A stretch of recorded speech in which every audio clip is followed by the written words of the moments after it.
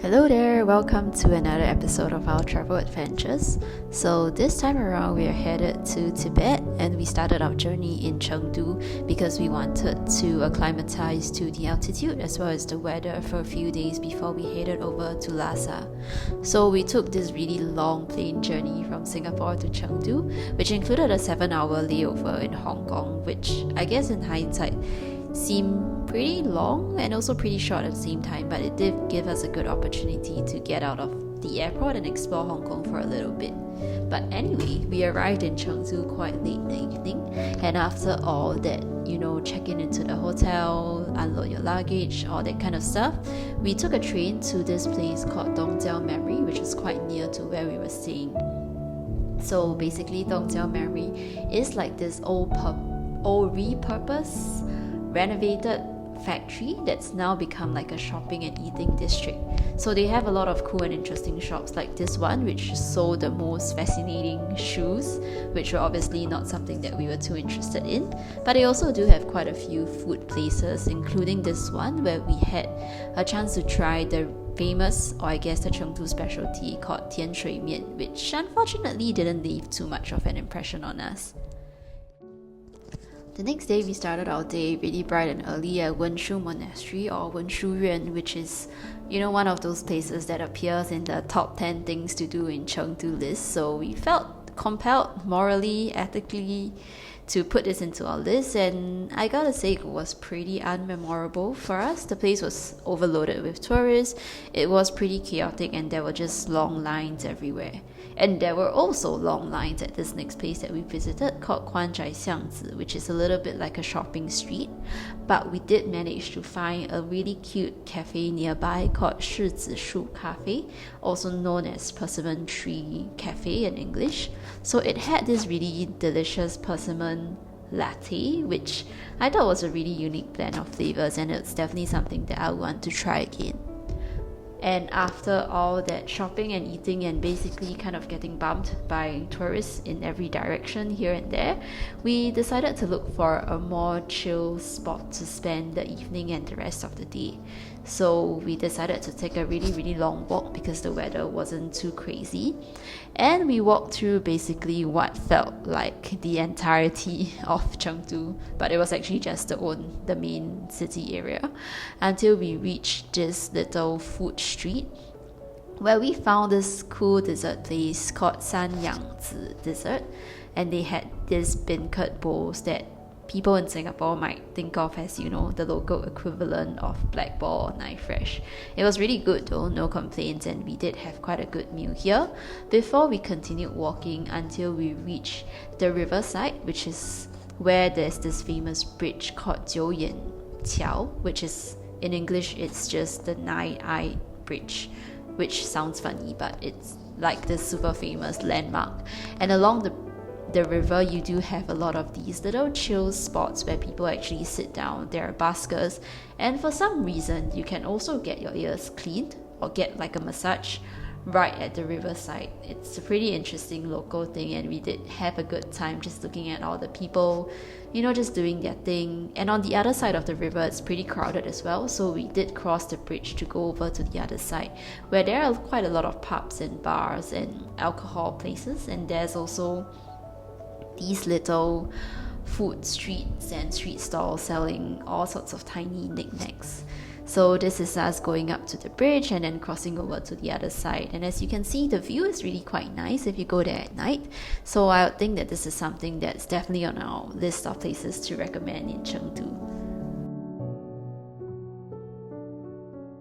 And of course, it would be an absolute crime to visit Chengdu without seeing the giant pandas. So this is us at the Giant Panda Research Base, where we got to see quite a few of these super adorable, chonky, black and white animals. They're super popular. There's a humongous amount of tourists. But if you haven't seen pandas or red pandas up front, then this is definitely worth a visit for you. And after a grueling morning of walking around looking at 20 different pandas, which after a while kind of looked the same to us. We headed to this place called Wuhou Shrine, or Wuhou Ci, which is actually a pretty cool place with a lot of historical significance, especially if you're a fan of the Romance of Three Kingdoms or 三国演义. We signed up for a paid tour of the place because we had absolutely no idea what's going on there after our experience with the monastery the day before. And I gotta say that the paid tour was a great investment because the tour guide gave us so much insight on the place and helped to explain a lot of the things that were going on that we would never ever have got by ourselves if we had just done the visit without the tour guide.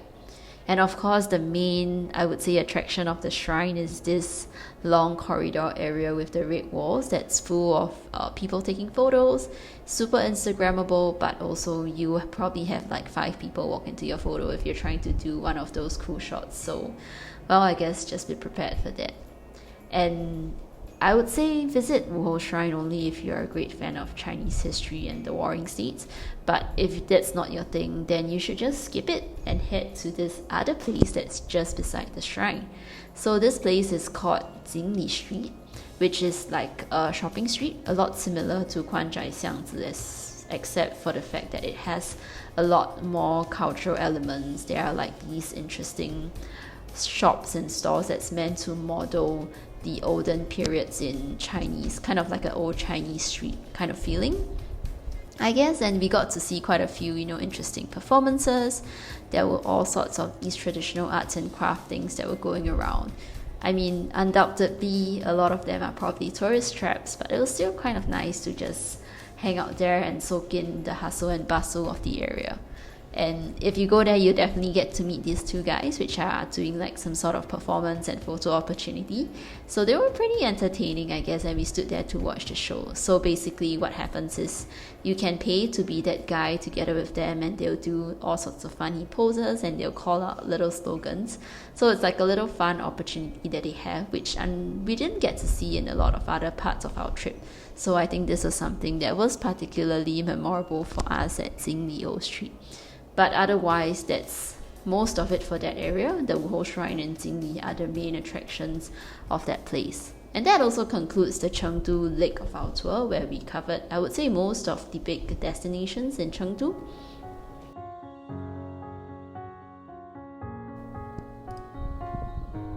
And now it's time to say goodbye to Chengdu, so we boarded this train for a 9-hour journey to Xining, which is exactly as long and painful and unconducive for sleeping as it sounds. But thank goodness we arrived in Xining tired but in one piece, so I guess that's something that we should be thankful for. So Xining is very, very different from Chengdu in that the city is a lot smaller, the population is a lot smaller, and it's basically not much of a touristy kind of city. It's kind of like a gateway destination to a lot of other places like the tourist destinations in Qinghai and in Tibet. So there's not much, honestly, to do in Xining if you're a tourist. We hung out at the Wang Fujing department store shopping mall place. We also visited their local park, and we made some time to actually have a look or to kind of experience the Muslim architecture and culture in the city. So we visited a couple of the different mosques that they have. These were super beautiful, very, very intricate buildings, and the architecture was really fascinating because it brought together, I would say, a mix of the Middle Eastern Islamic elements together with some local Chinese architectural styles. So it's something that we haven't seen in most of the other Chinese cities that we visited, and I think we did regret not paying for a tour just to get a deeper understanding of the cultural influences and the whole history of these different cultures and how they all coexist together within the city itself. And well, as I said, there's not much to do in Xining, so we did a lot of walking around the streets, basically just kind of having a look into the everyday lives of the people here. There isn't like a huge shopping mall that you can hang out with. The Wang Fujing just now was probably like one of the biggest and fanciest because it had a Chagi right at the first floor. But they do have a lot of these street food stalls, street markets, and there are actually these markets where you have the animals or the meat just literally hung up along the streets. This is not something that we see a lot from Singapore where we're from, so I think it was just really nice and eye-opening to take a look at how, street markets are like in this place that's really different from what we're used to. And that evening, we left Xining on our train to Lhasa. So what we did was that we actually got a sleeper train. So this was a really exciting part of the journey that we've been looking to for a really long time, because it was one of the most, I would say, famous railways in the world, the Tibetan Qinghai Railway, which is also coincidentally one of the highest railways. So we managed to have our agent or our guide book a 4-person sleeper cabin, which we shared with 2 other tourists who also headed to Lhasa. We thought it was going to be uncomfortable, but the cabin turned out to be, surprisingly comfortable. There's 2 bunk beds, and they even have like a charging port and a little night light for you if you want to do like some bedside reading. There's hangers provided, and you also get to store your luggage outside. So I would say that this journey was pretty interesting. And of course, let's talk about the views. The views are absolutely amazing. You get to wake up from your little sleeper bunk and just look out of the window and be greeted by these snow-capped mountains, these endless plains of, I don't even know what they're called. Are they glaciers? Are they lakes? But it's basically just, I guess, the raw beauty of nature and these sights that you don't get to see so often kind of just rushing past in front of your eyes. So it was really, really a magical experience, and I think, or we think, that everyone should do this just once in their lifetime.